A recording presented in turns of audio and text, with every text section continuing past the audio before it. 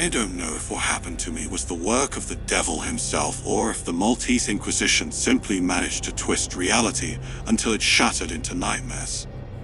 Today, as I sit here, locked away in this stone cell, the cold, damp air closing in on me, I pray that my soul will be spared from what's coming. But deep down, I know there is no salvation left for me. It all started when I was accused of heresy, something so common these days that nearly every man and woman in Malta knew someone who had fallen into the clutches of the Holy Inquisition. I was just an apprentice stonemason, born in Valletta, involved in nothing but work, devotion to God, and the legends that haunted our land. My mistake, it seems, was being too curious. I dared to speak one night about the stories I'd heard while working on cathedrals, whispers about the underground caves of Medina, where it was said that the very shadow of hell lay waiting. It was in a tavern that I loosened my tongue after a few cups of wine. I had told them about the ruins we had been working on, ancient catacombs dug by pagan hands. I had heard echoes while deep underground, not the sound of rocks falling, but indistinct murmurs, as if something was down there, watching, waiting. My workmates laughed, but I saw something darker in their eyes, perhaps a truth they feared to acknowledge. That same night, they knocked on my door, guards dressed in black, armed and stern. There was no trial, they simply dragged me through the streets of Valletta, and suddenly I was standing under the tall towers of the Grand Master's palace. The dungeons beneath the city were a maze of pain and darkness, and I was thrown into one like an animal awaiting its execution. Days passed, perhaps weeks. I lost track of time, but something began to change. Every night, when the torches went out, I started to hear the same whispers I had heard in the catacombs. It seemed like the sounds came from the very walls of my cell, a constant murmur of voices intertwining with the wind. I couldn't make out the words, but I felt they were ancient, older than anything man could remember. I began to hear footsteps around me, though I never saw anyone. During the day, no one seemed to notice anything, but at night, I knew something was watching me. Then one night, they called me for confession. I was trembling from head to toe as they led me through the dark corridors. The Inquisitor was there, sitting in his wooden chair, his face hidden in shadow, illuminated only by the dim glow of a single candle. He began asking his questions, wanting to know about my supposed crimes against the church, against God. I tried to explain that I had done nothing, that I was innocent, but all he did was smile. "You saw something you shouldn't have, boy. There are things deep within this island that no man should witness." I knew he was right. I tried to confess, to beg for forgiveness, but then he interrupted me. "You've heard the whispers, haven't you? You felt their presence. It is not the Inquisition that condemns you, but them." The room darkened. For a moment, everything went silent. Then I heard the noise, not a sound, but a vibration, something that made the very earth tremble. The Inquisitor stood and disappeared into the shadows, leaving me there, alone. They took me back to my cell, but it wasn't the same anymore. The walls seemed alive, moving, breathing, and the whispers grew louder, clearer. It felt like thousands of voices were echoing through the stone, calling my name, each one pulling my mind further into darkness. That's when I saw it, a figure, a shapeless figure draped in a black cloak, hovering in the corner of my cell. It had no face, only a dense shadow. When I tried to scream, no sound came out. The next morning, I woke to sunlight filtering through the bars. The cell seemed normal again, but my mind, it was in ruins. I no longer knew what was real and what was delusion. The hours dragged on until they called me for confession again. The Inquisitor was different this time, as though something had drained the life from his eyes. "It's too late for you," he whispered. "They're already here." I begged him to explain, but there was no compassion left in him, only emptiness. He opened a door behind him that I had never noticed before, a door that led to a staircase descending deep into the earth. "Your sentence will be fulfilled in the depths," he said, pushing me forward. I descended, each step a torment, feeling the cold of the earth intensify. The stairs seemed endless. Then, I arrived at a vast chamber carved into the rock, filled with bones and ancient relics. And in the center, there was a well. From the well, warm, foul air rose, and the whispers I had heard every night now echoed from within. That's when I understood. The Inquisition wasn't just purging heretics. They were offering sacrifices to something older than Christianity itself, something that had dwelled in the depths of Malta long before the first men ever set foot here. I was just another offering. As I sit here now, writing this with the last of my strength, I know my tide is coming. The Inquisitor never returned, but I am not alone. The dark figure, the faceless shadow, is beside me now, whispering my name, waiting. The well still murmurs, and I feel more and more that it's calling me. I know that soon I won't be able to resist. When I finally get in, will I find hell or oblivion? Or perhaps something far worse?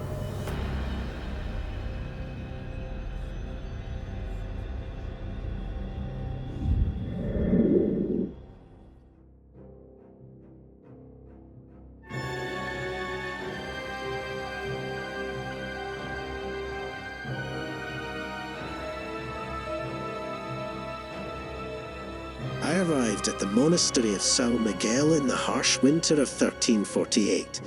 I was summoned by the Holy Inquisition to investigate a mystery that had already claimed the lives of 4 monks under inexplicable circumstances. The violence of their deaths and the silence surrounding them were disturbing. Something was deeply wrong in that place. As I passed through the rusted iron gates, I felt the weight of the cold air, as if the very earth carried a dark secret.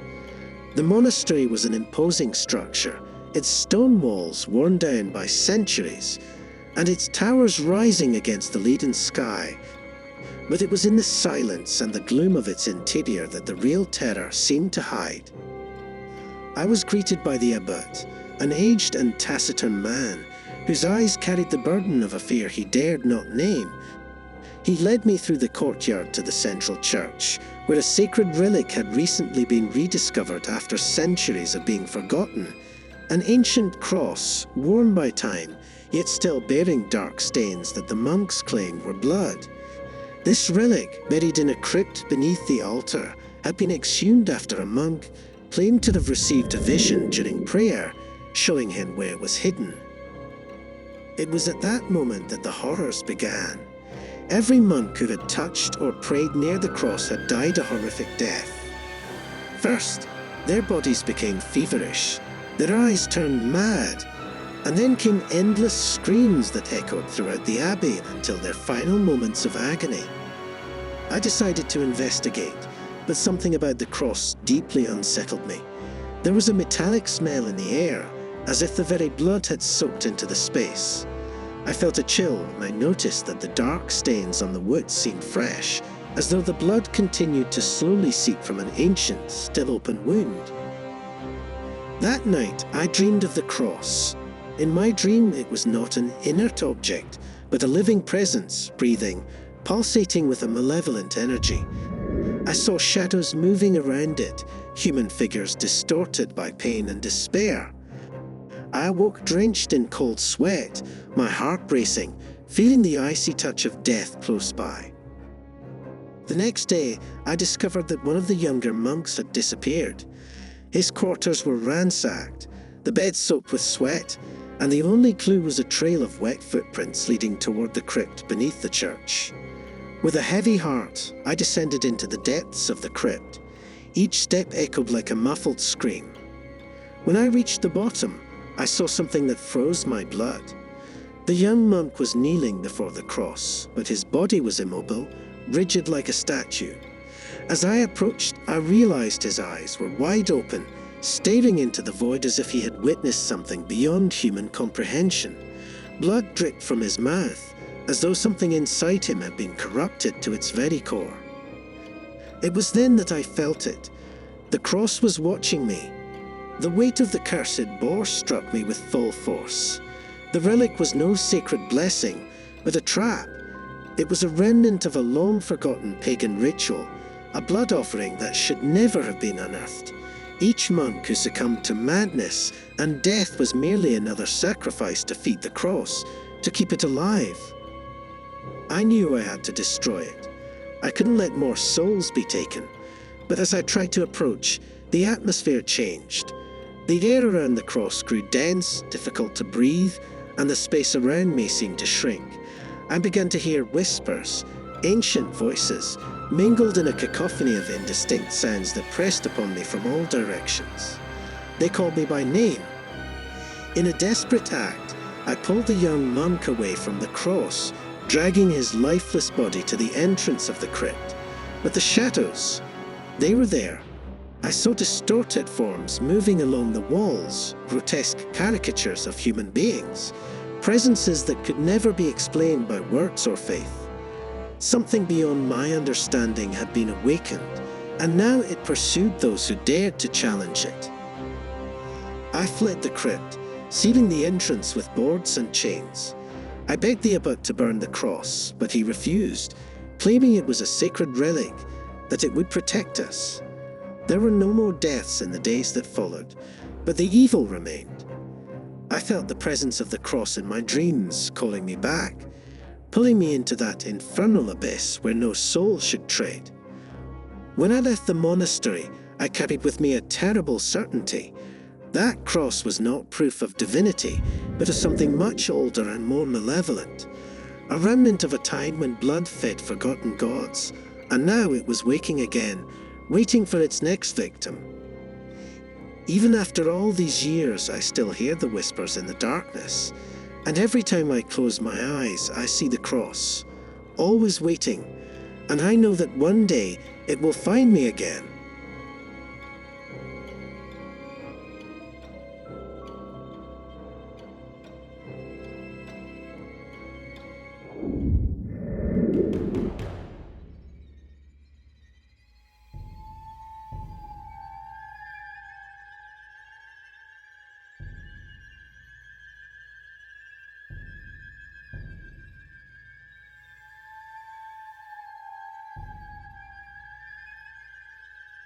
My name is Isolde.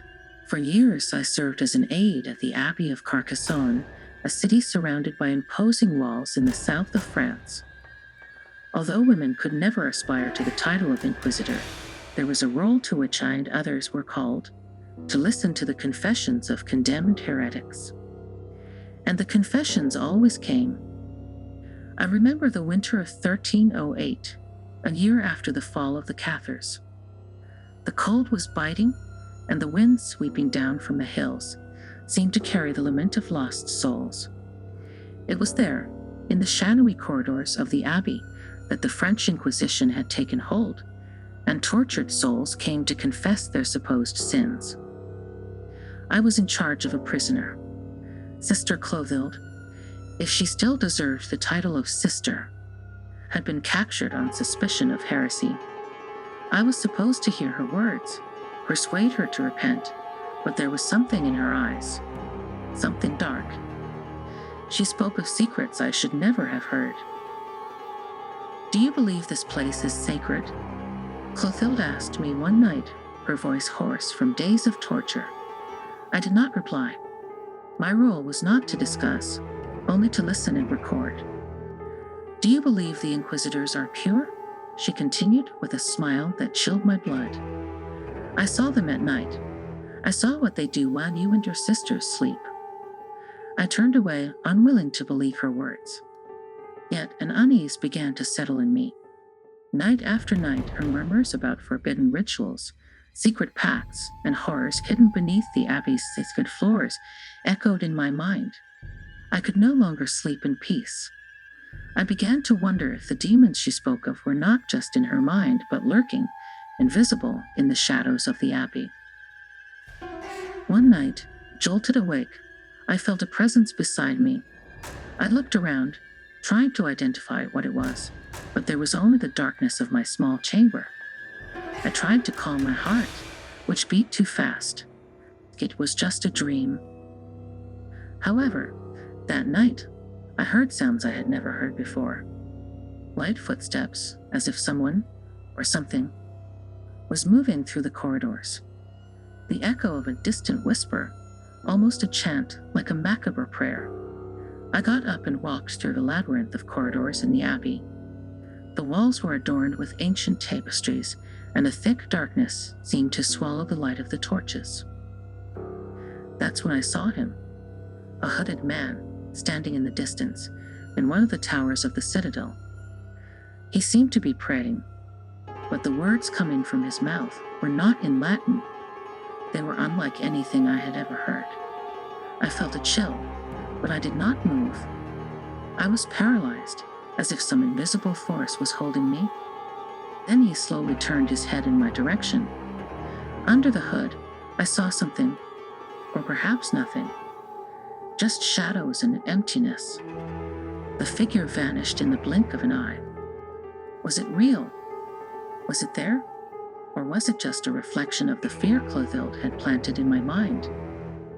In the days that followed, Clothild disappeared. I was told she had been transferred, taken for further interrogation, but no one seemed to know exactly where. I asked the chief confessor, but he avoided my gaze. I asked the other sisters, but they all remained silent. Something was wrong, very wrong. The following night, I was awoken again, but this time it wasn't just a sound or a premonition. I heard a scream, not an ordinary scream, something guttural, animalistic, that seemed to come from all directions at once. I ran through the corridor, my bare feet touching the cold stone floor, but I found no one. When I reached the confession room, I saw something I would never forget. On the stone walls, the name Clothild was carved hundreds of times. Fresh blood trickled, forming words I couldn't understand, as if they were part of an ancient curse. One of the other sisters found me there, minutes later, still in shock. I tried to explain, show her, but the words that had been written had disappeared. The blood, the name, everything had vanished like a fleeting dream. Convinced that something evil was afoot, I decided to investigate. I began to spy on the Inquisitors, observing their secret meetings in the depths of the abbey where only men were allowed. One night, following one of them to an abandoned chapel within the citadel, I hid behind a column and watched. There they were, kneeling before an altar, but it was not the cross they worshipped. Instead, there was a grotesque, deformed statue emitting such a dark energy that I had to pull away. They began to sing, their voices merging into a hymn that seemed to come from hell itself. And then, I felt that presence again. The same hooded man from before, but this time much closer. My body was frozen in terror, but my mind screamed to flee. However, before I could move, I heard a cold voice in my ear, a chilling whisper that made me wish I had never been born. "You will serve too." I ran. I ran through the dark corridors of the citadel until my feet bled, until my heart threatened to explode from my chest. When I reached my chamber, I locked the door and fell to my knees, praying with a desperate faith I never knew I had. But now I know. I know what really happens in this place. I know what the shadows hide. There is no light enough in this world to protect me. Tomorrow, at dawn, I will be taken to the inquisitorial tribunal. Not as an inquisitor, but as a prisoner. They say I have been tainted by heresy, that I have spoken with demons, and they may be right. But what I have seen, what they do, is far worse. I pray for a swift death, but I doubt it. Something tells me they have other plans for me.